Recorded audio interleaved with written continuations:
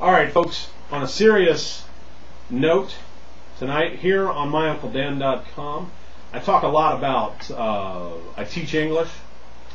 I talk a lot of things about the news. I laugh at a lot of it, even the serious stuff. We make a lot of jokes. I try to make English learning fun. But for this particular topic, is not fun. I find it very distressing. It's upsetting to me personally. And I think it's going to have serious consequences down the road. And today is September 19th, 2008. And on this day, on every Friday, I always do Today in History. I talk about today in history. Well, history is being made today.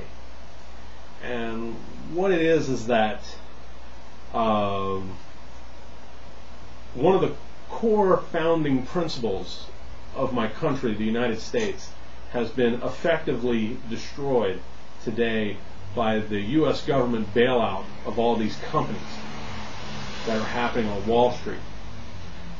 In America, since its founding, we've always had two things: the freedom to succeed and, unfortunately, the freedom to fail. All right? The United States government traditionally would get out of the way, and your fate was your own, your life was your own, your decisions and the consequences of those decisions were borne by you, the average guy. But this bailout, it's something like $200 billion for the mortgage industry. AIG is $85 billion, the big insurance company. The United States today announced that they're going to guarantee Treasury notes, which is a financial instrument. And their politicians are already talking about bailing out the American car industry, car manufacturers, Ford, GM, things like that. They're talking about giving them money as well and guaranteeing a lot of different stuff.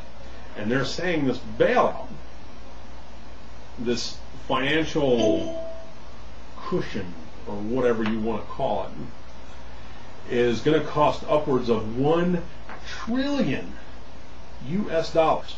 $1 trillion US dollars. Now, to put that in perspective, that's a 1 with 12 zeros behind it. The United States budget for the government is $3 trillion. So this bailout is 1/3 of the U.S. economy, on top of all the spending that they're already doing. This bothers me. The United States historically is a very young country. We're less than 250 years old. But in that time, we've become the strongest and the wealthiest country in human history. Okay? And the reason is because we were free to make our own choices, and we were responsible for ourselves, and self-reliance is one of our few and only traditions. And that has been taken away, and I don't like it. And when it comes, and this bailout, to me, my personal opinion, this is socialism on a massive scale. This is massive scale socialism. They're going to bail out all these companies. They're going to bail out even more companies in the future, because now the precedent has been set. And they're just going to go after it now and bail out everything they can. They want to nationalize health care. Some politicians have even mentioned nationalizing the oil industry in America. This is socialism on a massive scale. And traditionally, in American history, every time we didn't just turn our backs on socialism, we would turn and run away from socialism. It's one of the reasons we became so wealthy and so powerful. And why I'm here in Korea teaching English, because everyone in the world is learning English. And they're not learning English because of England or Australia or anybody else. They're learning it because of the power and the money of the United States. And that has been gone. That has been taken away from the American people. So history has been made today, and it's not good. Now, they're having parties about this in Wall Street, and markets are soaring all over the world. But I have a degree in history. History is my thing. And if you study socialism long term, socialism fails every time. It may take a long time, but it always fails. It always backfires. Governments and bureaucracies and politicians controlling things screw it up. They screw it up constantly.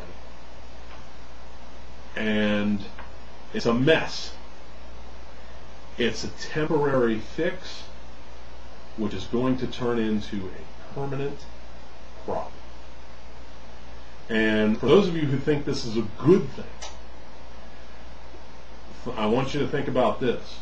Where is that extra $1 trillion, that one with 12 zeros behind it, where is that extra money going to come from to pay for all these bailouts, for all these millionaires and billionaires on Wall Street who took all these risks, and now Uncle Sam is paying off their debt and getting them out of trouble? Where's this money going to come from? It's going to come from you, and it's going to come from me in the form of taxes. Well, it's going to come from you. It won't come from me. Because I'm telling you right now, when they start raising taxes to pay for this, and they're going to do it, you can bet your life on it. They will raise taxes to pay for this. I won't pay it. I'll do business off the books. I'll deal in cash. I'll keep my money overseas. I will do whatever it takes. But they will not get one extra penny from me to pay for this bailout. I think it's wrong, and in the long run, it will hurt us. It will slow progress, and it will damage us as a society. Now, I'm going to leave comments open on this, and you're welcome to say whatever you want.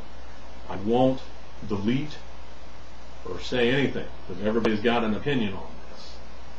But that's my 2 cents. The 2 cents Uncle Sam will not be taking from me in lieu of extra taxes to pay for this. I won't do it. Have a good weekend.